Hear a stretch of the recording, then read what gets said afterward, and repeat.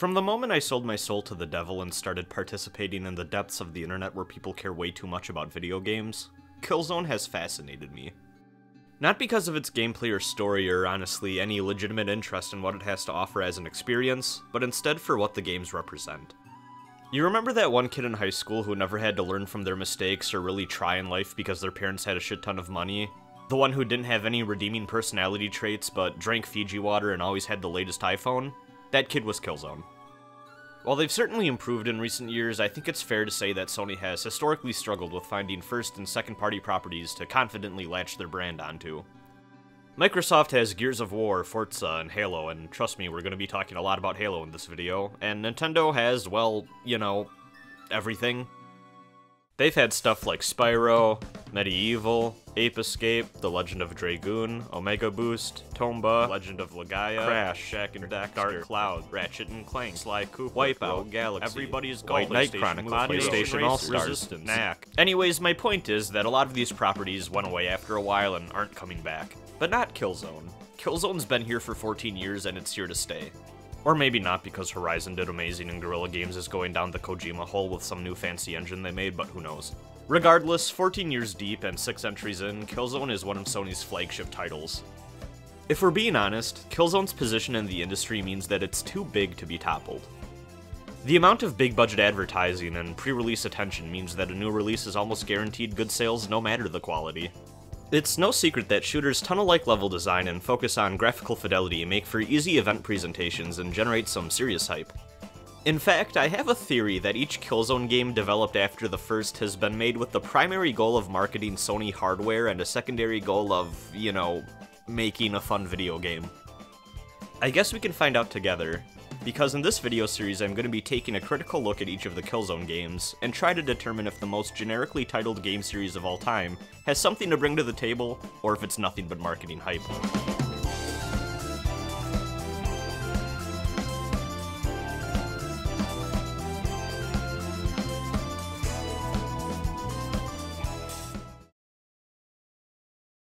I was young at the time of the first Killzone's release, and to be frank, I really only learned about the series during the lead up to the second game, so I was a little surprised to learn that the series has been tied to Sony technology since its conception. Killzone began as a 1999 tech demo for the original PlayStation with the project title Kin, developed by Lost Boy Games. And in case you're wondering, that's Lost Boy as in the Dutch multimedia conglomerate, not the vampire movie. Apparently, Sony was impressed with the demo and asked the team to take the concept and turn it into an exclusive first-person shooter for the upcoming PlayStation 2. They sure did take their time, because over the next couple years they instead released games like Tiny Toon Adventures, Dizzy's Candy Quest, Rhino Rumble, Black Belt Challenge, and Invader for Nintendo handhelds. Meanwhile, the internet did what the internet does best and got the rumor mill churning. There's plenty of forum threads you can find from this time of people getting excited about Kin, but these 2003 articles from IGN seem to summarize the situation nicely. This one is the first to drop the name Killzone and provides a brief overview of what to expect from the game. I was shocked to see how much hype was already circulating before we even had any solid information. The article states that the official UK PlayStation 2 magazine called it the single best video game its team has ever seen, but I guess with a name like that you should probably expect a little bit of bias. Nevertheless, it's almost impossible to find a reference to Killzone pre-release that doesn't also reference the excitement for it. This article, also from IGN, claims that the game will supposedly set new standards in terms of PlayStation 2 visuals, and use a highly evolved engine that combines polygons and NURBS for absolutely spectacular results. Other interesting talk, like full usage of the PS2 hard drive and fully destructible environments a la Geomod technology, has almost completely been confirmed. Okay, first of all,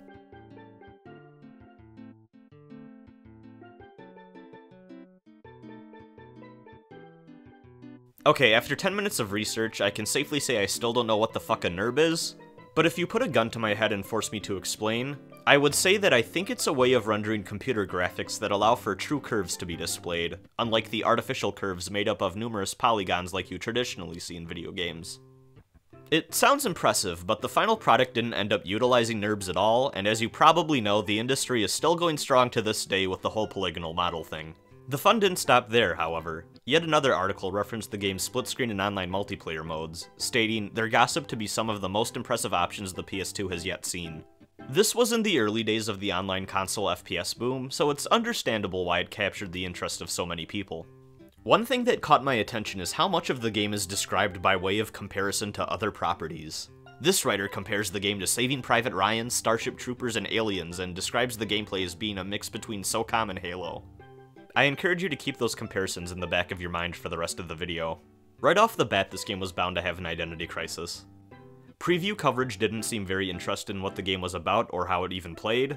The idea of Killzone itself was more important than what Killzone actually was, and as E3 rolled around, you start to see a specific label pop up. This is Sony's first-person shooter. It's really going to be their Halo killer. That's what they hope it to be. Yep.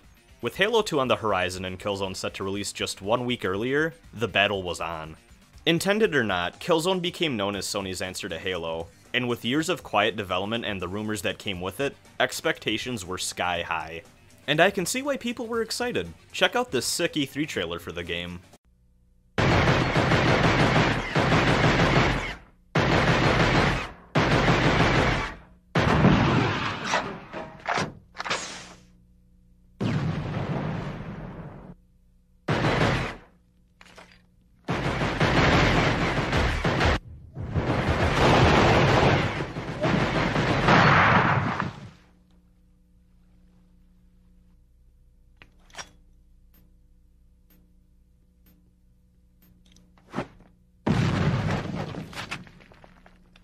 I don't know why there's no logos, voiceover, background music, or really anything of substance in this trailer, but I'm gonna give them the benefit of the doubt and say it was probably a bold creative decision. In 2003, Lost Boy Games was sold to a different company and was rebranded as Guerrilla Games. Alongside Killzone, the studio developed and released another shooter titled Shellshock Nam 67. The game released to negative reception and was heavily criticized for being boring and repetitive. It should have been an early warning sign, but sadly it was one that went ignored. Sure enough, when Killzone finally came out, it was mostly regarded as a disappointment. Well, disappointing in the sense that it flopped critically and the majority of players seemed let down by the end product, but the game still sold 1 million copies anyways because of all the buzz surrounding it. Sure enough, the majority of reviewers reference Halo at some point in their writing, and the game's failure to fully deliver on what had been promised. Other criticism centered on the game's performance issues, dull color palette, and repetitive level design. Despite the reception, sales were good enough that Sony and Guerrilla Games entered an exclusivity agreement, which eventually led to the former acquiring the latter in 2005. The game was later remastered in HD for the PS3 by Supermassive Games, which cleaned up the visuals a bit and smoothed out the performance issues. This is the version I ended up grabbing for this video, and it doesn't seem like there's too much reason to go back to the PS2 original unless you're really dying for some standard definition action. Apparently, the original data for the game was only archived in a former employee's cellar, tucked away in a shoebox. With that in mind, I do have to give credit for Supermassive on a job well done on the remaster, even if I think the game itself isn't very good. Good job, Supermassive. Anyways, enough with the preamble. Let's hop into Killzone and see what the big deal is. One of the most fondly remembered parts of Killzone is the opening cinematic. The background music is phenomenal, and the propaganda speech delivered by Emmy Award-winning actor Brian Cox is genuinely compelling. In the time you have given me, I have rebuilt our nation. I have rebuilt our strength.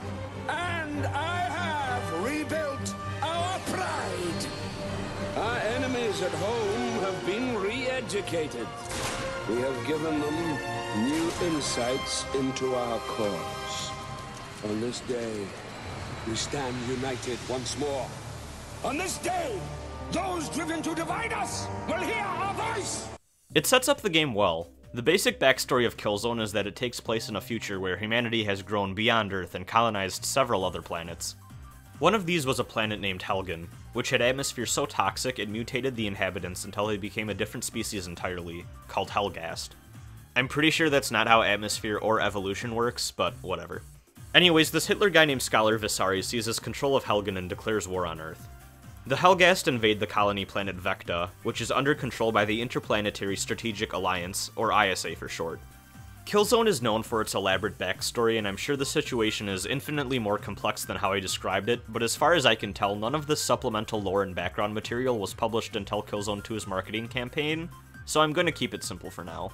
The basic version is that Nazi wannabes in cheap Darth Vader cosplay invade a planet that's pretty much Earth but not actually Earth.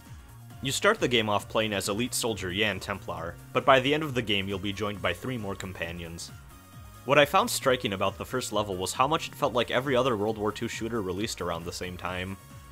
Influence from World War II should not be ignored when talking about Killzone. Sure, the weapons are futuristic, but you're still making your way through dirty trenches surrounded by wooden fortifications, bunkers, and sandbags. It feels so uninspired. This first level seems like it's based on the tech demo from 5 years prior, which blows my mind because they had all that time to change it to anything else. And that's just the set dressing. Let's talk about the gameplay. Let's just say that Killzone really does make the perfect rival for Halo. While Halo is colorful, fast-paced, imaginative, well-written, and fun, Killzone is drab, sluggish, generic, predictable, and bland. Okay, so maybe that's an unfair comparison, but it was the one everyone was making at the time. But even when examined in isolation, the game still fails to deliver. Before I list out all of my gripes, I do want to highlight some of the positives. Even if it doesn't meet its full potential, the idea of having 4 playable characters with unique characteristics and special abilities is a good one. Almost every weapon has a secondary fire option, which brought back fond memories of Perfect Dark. I always appreciate when shooters have this feature, because it gives each weapon more identity. The visual indicator on grenades to let you know how long you can cook them before they explode is a neat effect, and I'm surprised I haven't seen more games use the idea. While I hate to bring up the series again, the game takes a cue from Halo with its health system. Some of your health regenerates, but not all of it, meaning that you're never completely screwed, but you still have some tense moments where you'll find yourself scavenging for a medkit. I've always felt like this is the best way to handle health in first-person shooters, so good job. And that's about where my praise ends if we're talking widespread gameplay. Right, let's get on with it then. The worst part about Killzone is how stilted and sluggish it is to control. One thing I highly recommend and think a lot of people seem to miss is adjusting the aim sensitivity. The default is disgustingly slow, and if you're at all comfortable with using a controller for first-person shooters, you really ought to bump it up quite a bit. It definitely speeds things up, but unfortunately there's still a lot of annoying design decisions that are going to slow you down. I played on normal, and found that enemies can do a lot of damage if you find yourself stuck out in the open. Be prepared to spend a lot of your time crouched down behind cover waiting for your health to refill. Yup, it's one of those games. It doesn't help that instead of a smooth, gradual regeneration like most other games have, your health refills chunk by chunk. It's awkward and makes it harder to see at a glance if you're regaining health or not. Unfortunately, your enemies aren't as squishy. To be fair, I have a hard time judging whether or not the long time to kill was a problem with damage or a problem with most weapons not being very accurate, or both. Each character starts a mission with 3 different weapons, and they're pretty good. Some of them are character specific and are especially powerful, which I'll get into later. However, ammo is scarce, and sooner or later you're gonna find yourself relying on this bad boy. This is the rifle carried by almost every Helghast in the game, and it's not very good at killing things.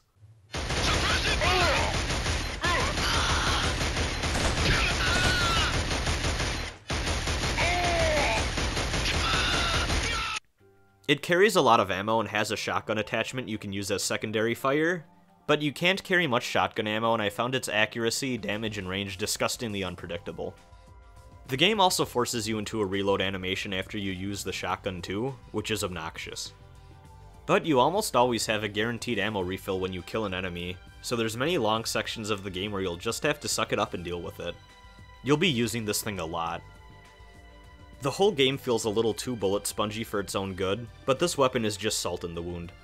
It doesn't help that the genre still didn't really know how it wanted to handle zooming in and aiming down sights, so while zooming in certainly helps, you'll still find a lot of your bullets not landing where you're aiming.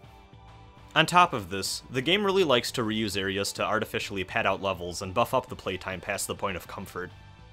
But I think the most frustrating aspects of my time with Killzone are the points where I started to have a little bit of fun before the game tripped over itself and went back to Boredom Town. Let me take you through my Killzone experience. The journey is long and arduous, yet we must press on. So as I referenced earlier, most of the first level serves as a tutorial, with some ham-fisted drama thrown in. No! Not Johnson! He was only a boy! There was a point in the level where I saw this pipe and thought I could jump on it to find some sort of hidden cache of ammo, or an alternate path through the level or something. Then I realized there's no jump button. Even if there was, the environment is too restricted to even reward this type of exploration. Speaking of the environment, Remember the pre-release chatter of Geomod-esque destruction? That's not in the final game either. Some things are destructible, but it's always random things like these water coolers. And the effect is kinda lost once you realize these are all canned animations. Everything just feels so lifeless. It's like you're stuck in a dead zone. The second half of the first level is where the game really begins, and boy did it leave quite the first impression.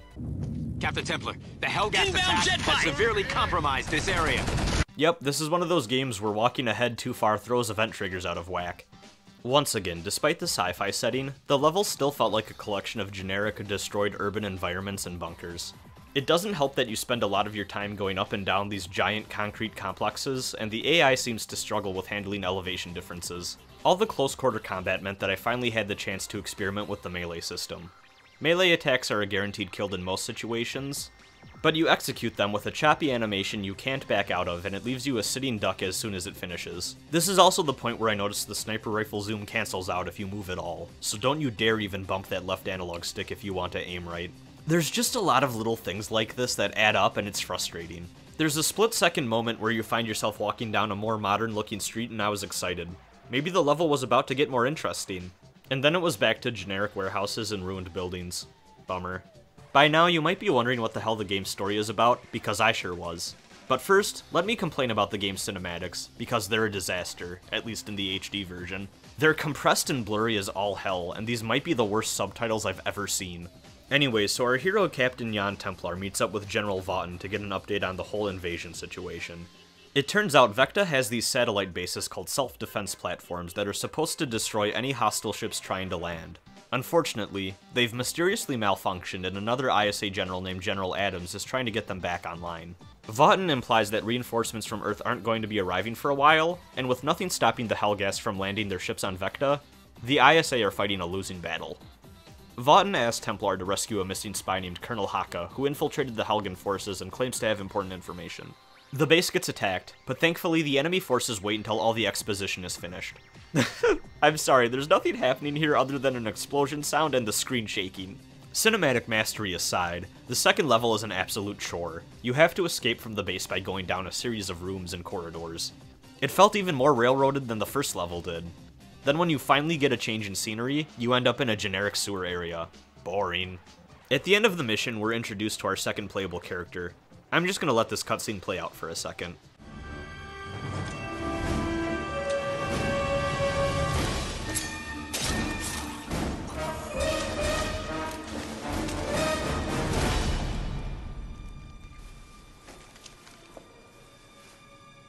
Well, well. Your ass in my hands again, Templar. If you know what I mean. I take it you're back on active duty. You think? Graduated 6 weeks. This is Shadow Marshal Luger, and the game will remind you every second she's on screen that she and Templar used to be in a relationship. She's also the only woman in the game. You can tell that she is the only woman because hers is the only character model with the defined ass. Look at those nerves. How does Luger play differently, you might ask? Well, there's some cliché fragile woman gameplay mechanics going on. There are some tiny gaps that only Luger can crawl under, and she's the only character agile enough to climb up ropes. She has the least health of any of the playable characters, which isn't that noticeable early on, but becomes a problem when you get to later levels and enemies have more powerful weapons. Luger also has an exclusive heat vision mechanic, which sometimes is useful for spotting enemies, but in most levels is completely useless. Each character also starts each mission with a different weapon loadout. Luger has a knife, which is bad, sadly, but she also comes equipped with the best weapon in the game, the SMG. This thing is powerful and accurate. Look at how much this thing zooms in.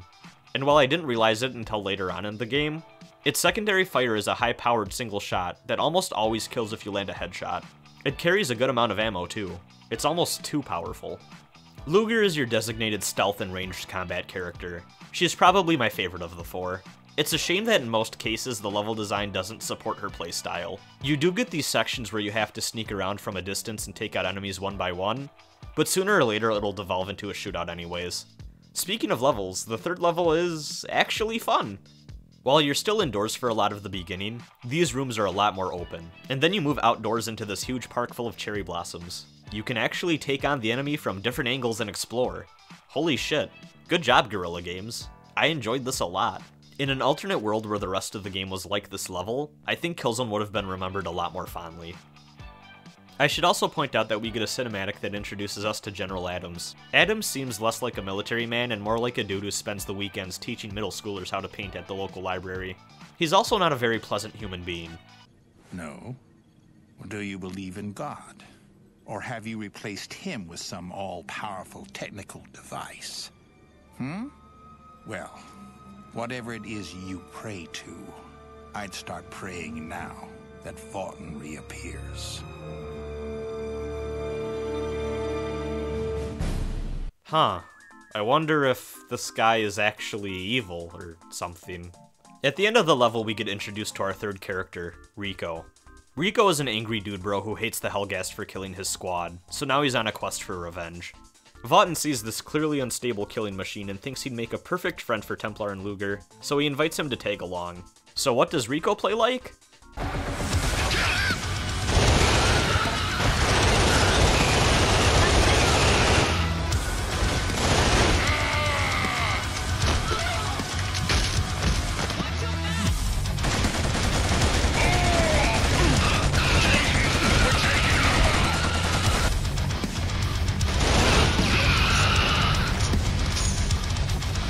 Is this even the same game? Rico is your heavy weapon juggernaut character. He's kind of like the opposite of Luger. He's the only character who can't vault over obstacles, but he makes up for it by having the most health by far. Playing as Rico is so much faster paced than any of the other characters, which is ironic because he has the slowest movement speed of the crew. He also comes equipped with a giant chain gun that mows down enemies easily and fires rockets as its secondary fire. He's right behind Luger in terms of who I like to play as. After leaving a trail of bodies behind in the Vecta slums, we find our way to Colonel Haka. Surprise! He's half human and half Helghan. Rico does not take this fact well, and he reveals his true colors as the most obnoxious character in the game. Motherfucking filthy little piece of shit! Shit.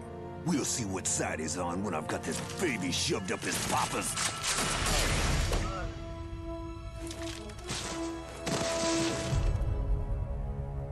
So Haka shoots this Helghast trooper and saves everyone's life, and my first thought was, oh, okay, that's a fun way of showing that Rico's racism was unjustified, and that Haka's a pretty cool guy.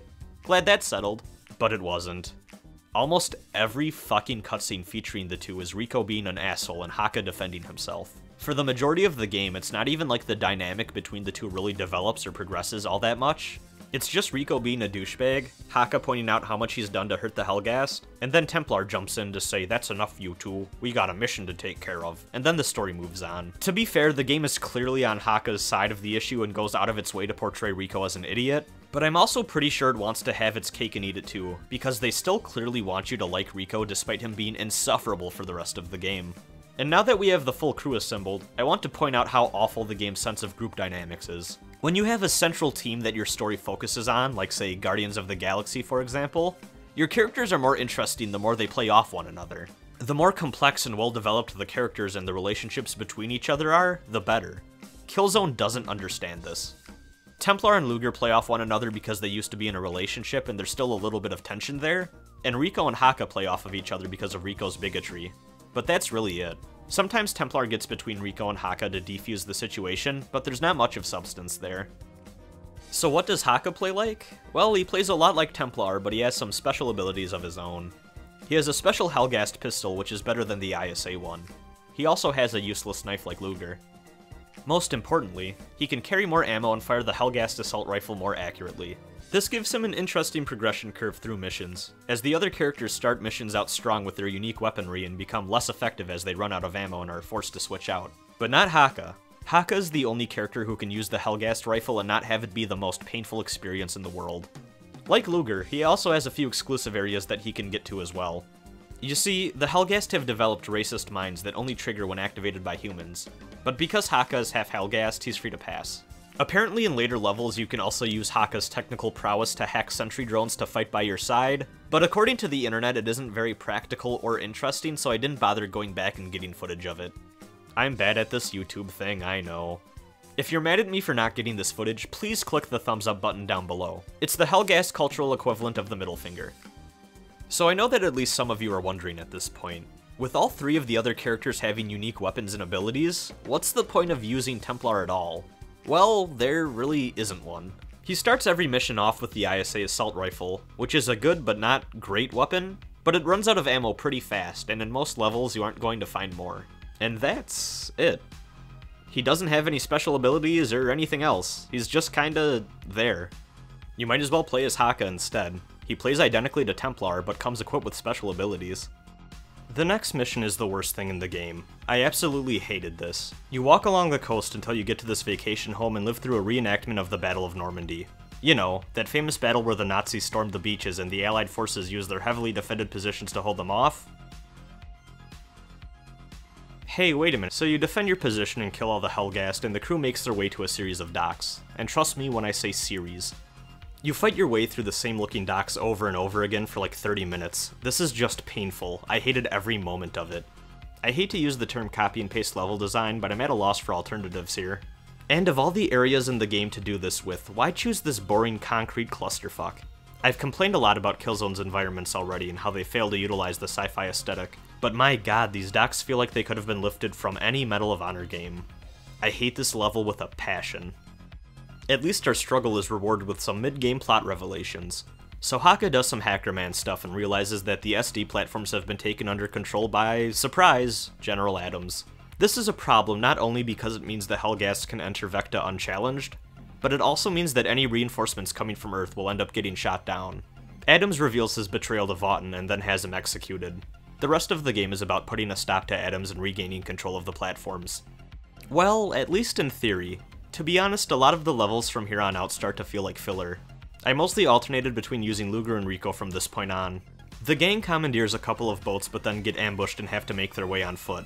They come across a Helghast base and decide to blow it up for funsies. Not too far away, they help out an ISA base that's under attack, and Templar learns about Vaughton's demise. Meanwhile, back in space, Adams learns that a 4-man squad took out an entire base on their own, and he immediately assumes Templar is responsible. He sets up an ambush for our heroes by sending a false signal that suggests he's coming down to Earth. It doesn't go well for him. Lost. Sure. The next level gives you a laser designator that you can use to rain hell from above.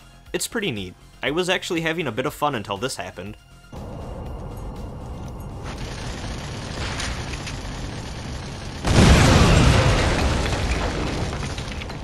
Falling back! The rest of the game is so fucking static that when I realized these towers can collapse if hit by an explosion, my jaw dropped. I'm not even really mad about this one, just disappointed. Then it's over the river and through the woods to a Helghast encampment we go. The crew realizes they're running out of time, so they decide to hijack a space shuttle from a nearby Helghast base in the mountains. These levels are pretty uneventful, but I'd like to highlight the outdoor areas where I actually started to have fun again. I cannot stress enough how much more fun Killzone is when it gives you the wiggle room to maneuver, and forces you to actually think about how you're going to go about fighting the enemy. Sure, a lot of the core gameplay is still flawed, but with better area design I legitimately think this could have been a decent game instead of a mediocre one. It's a shame. This level also serves as the inspiration for my favorite of the multiplayer maps. Speaking of which, did you remember that Killzone has multiplayer? Of course it does. You used to be able to play it online as well, but the servers have long since gone offline. Luckily, you can still play against bots either as one player or in 2-player split screen. I tried to ask some of my friends to play with me, but they called me a loser and went back to Monster Hunter and Fortnite. Oh. As far as I know, every Killzone since has kept this as an option, so kudos to them. While it doesn't exactly mimic the experience of playing with real people, you can at least get a sense of what the game used to be like, which is pretty important if you're looking at games from a historical perspective. There's stuff like the original version of Metal Gear Online that I'd love to check out, but you just can't access anymore, unless you want to jump through a bunch of hoops to get a bootleg version of it up and running, but most of the time that's more of a hassle than it's worth. But not Killzone. Killzone's multiplayer will be with us forever. Which is great, because now I get to tell you how mediocre it is. You have 6 game modes, like Deathmatch, Team Deathmatch, Capture the Flag, Defend or Destroy these computers depending on what team you're on, and destroy the enemy computers before they destroy your computers. You have a lot of customization options, which is nice. The problem is that the moment-to-moment game loop of moving around, shooting, and dying just isn't fun in Killzone. That being said, the map layouts seem fine, the AI is serviceable, well, most of the time, and the game modes are basic but good enough. This isn't something I would ever revisit, but I think if I was playing this at the time it came out, I probably would have been a little more impressed. I have to imagine that this is a lot more fun with real people. And given the low number of alternative options for the PS2 at the time, I could see myself spending a week or two playing this game online. I guess what I'm trying to say is, it's okay. But enough of that multiplayer nonsense, let's get back to the story. After blazing our way through the base, the gang finds a Helghast general who was shown working with Adams previously. He reveals that Haka could have been a general in the Helghast army if he hadn't changed sides. He brings up how disappointed all of Haka's family is in him and how he ordered the death of Haka's brother after he publicly supported Haka. I actually like this scene a lot. Haka's position as a half-breed between the two species and the hardships and sense of alienation he carries because of it is an interesting character hook. It's a shame that this is pretty much the only point in the game where it's touched on, but we'll get to that later. Because first, we have a final level to deal with. I highly recommend you play as Rico here. You're in a very confined spaceship fighting heavily armored enemies, and there's a lack of cover in many places. It's a rough fight. After a bit of dicking around, the crew realizes taking back control of the SD platforms is a lost cause, but they should still be able to disable them, and allow the Earth fleet to get through to Vecta. When you finally catch up to Adams, he knows he's screwed, but of course he has to give his dramatic villain speech. You don't get it, do you?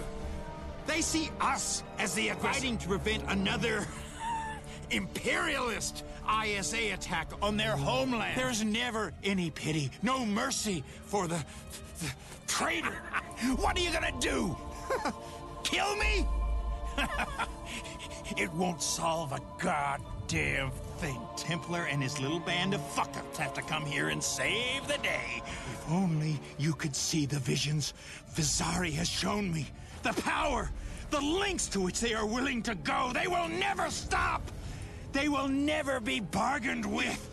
If only you could see how insignificant this victory of yours is to them. Don't you understand? You don't stand a fucking chance! Okay, look at this. They shoot the Helghast soldier next to him, but then they let Adams run off. Are we seriously doing 80s action movie cliches now? He goes on about how the Helghast view the ISA as imperialists and that losing Vecta will only motivate them for further bloodshed. I don't get this at all. Once again, I know that this is one of those stories with a bunch of supplemental material that fleshes out the setting, but I think if you're gonna pull a stunt like that, you really ought to include that information in the game itself. And I'm saying that as someone who enjoys and buys into the concept of side material more than most people do. The Helghast dress up like Nazis, wave Nazi-looking flags around, and are the ones carrying out a goddamn invasion. The whole game is about the ISA defending the planet. How the fuck are they the imperialists here? You can't just drop something like that on me and expect me to take it seriously, especially not this late into the game. Unless there's a connection to be made about Rico being a racist, and that time we defended the shores of Normandy from those boats. Maybe we're the Nazis. So you end up chasing Adams down and shooting him dead. It's very anticlimactic, but for an unarmored man, he sure does take a lot of firepower to take down. Now that Adams is dead and the platforms are destroyed, the crew make their escape as the platform they're on starts to self-destruct. More like self-destruct platform, am I right? Haka gets shot and is about to get left behind, but his best friend Rico is there to save him. Rico gets shot in the rescue attempt too, but Haka drags him into the escape pod and now they're friends forever apparently.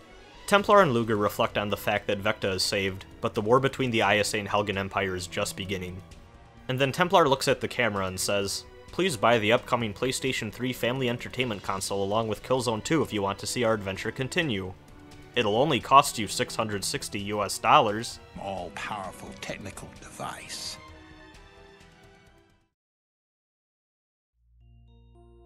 I hate everything about this ending. For one thing, the final level is a slog. When you finally get to fight Adams, it's disappointing. He just runs into this tiny side room and you just have to shoot him a bunch.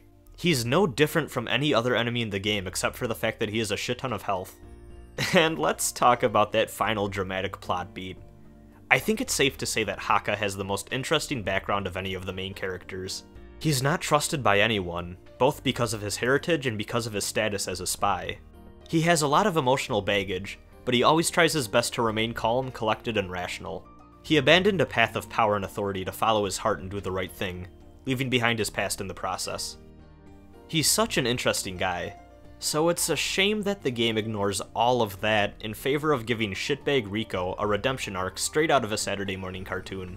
You can't even really call it an arc, honestly. He just treats Haka like shit for most of the game, stays silent when he learns about his personal history, and then has one scene where he saves him. It's not that I'm against flawed or unlikable characters in my fiction, they just have to be well written. Rico isn't. He's hateful, he's ignorant, he's one note, he's boring. Now, to be fair, every character in Killzone suffers from being underwritten and not getting enough time to be fleshed out, but at least they weren't insufferable every step of the way like Rico was. If you want to have a subplot like this and make it worth a damn, you have to put the extra legwork in to make it believable. This is all made 10 times more frustrating because none of this mess of a subplot is ever as interesting as the glimpses we get of Haka's personal story, but the game focuses on this subplot way more. There's just so much wasted potential here. You know what? I think that's the best way to describe Killzone in general. Wasted potential. The setting fails to feel fully futuristic in any way because it's constantly stuck in the past, drawing inspiration from World War II games any chance that it gets. The weapons have a lot of potential, but are horrendously unbalanced, and the most common gun of them all is a pain in the ass to use. The multiplayer is fine, but it's only fine because it takes no risks. It tries to give you multiple ways to play by giving you 4 different characters with unique playstyles, but the level design is so closed off and railroaded that they never feel truly differentiated. The game wants to be about ideologies bringing us to war and causing people to shift allegiances, focusing on a cast of characters with juicy backstories and interpersonal drama, but it never takes the time to flesh any of it out. It's just bad. I honestly can't recommend Killzone to anyone. It's just not worth the time or money. I know that Killzone 2 is apparently better, and I do plan on getting around to it eventually, but before that we have to take a look at the PSP spin-off game. I'm going to take a break on my Killzone journey for now, but at some point or another this series will continue. Thanks for watching. See you next time.